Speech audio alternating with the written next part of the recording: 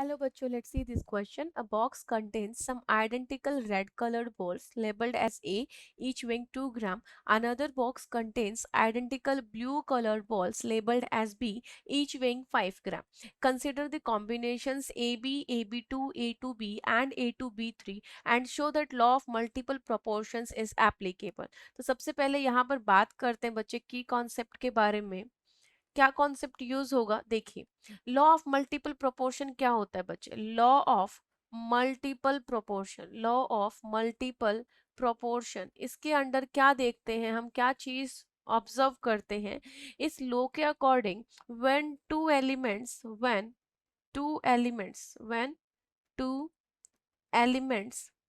combine to form combine to form to form two or more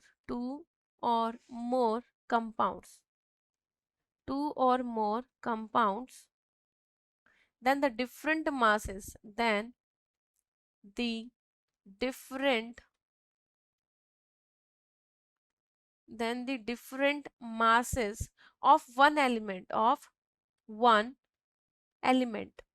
एक element के अलग अलग जो मासेस हैं बच्चे, which combine with a fixed mass of with a fixed mass of the other, fixed mass of the other element क्या करते हैं वो, bear a simple ratio bear a simple ratio bear a simple ratio to one another।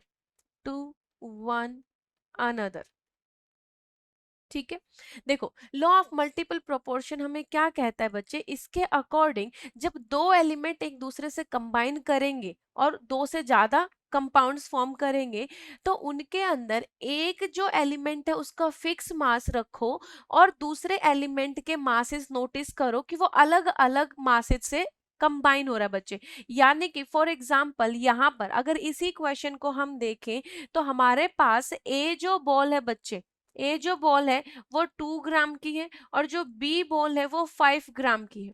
इधर हमारे पास चार combinations की बात की है, ए बी और इधर A B two and this is A two B and this is A two B three. तो यहाँ पर देखो ए बी अगर कॉम्बिनेशन बना हुआ है तो ए जो है वो तुम्हारा कितने ग्राम है बच्चे, ए इज योर 2 ग्राम, ये बी जो है बच्चे 5 ग्राम, यानी कि 2 ग्राम ए कंबाइन होता है 5 ग्राम बी के साथ।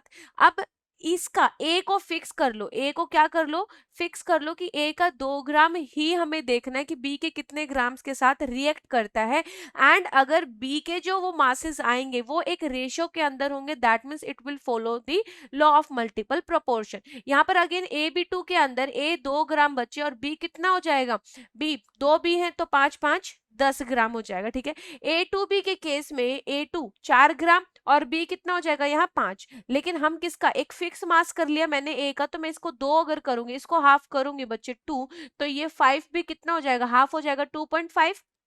ए टू बी थ्री के अंदर 4 ग्राम कंबाइंस विद 5 3 जा 15, बट मुझे 2 ग्राम फिक्स लेके चलना बच्चे देखने के लिए, इसका आधा किया तो ये 2 आया और इसका आधा किया तो 7.5। नाउ सी यहाँ पर एक एलिमेंट का जो फिक्स मास है बच्चे 2 ग्राम that combines with the different masses of another element, और ये जो डिफरेंट मासेस हैं अगर किसी एक सिंपल रेशियो के अंदर आते हैं, simple ratio two one another, इसका मतलब हमारा लॉ जो है law of multiple proportion follow होगा।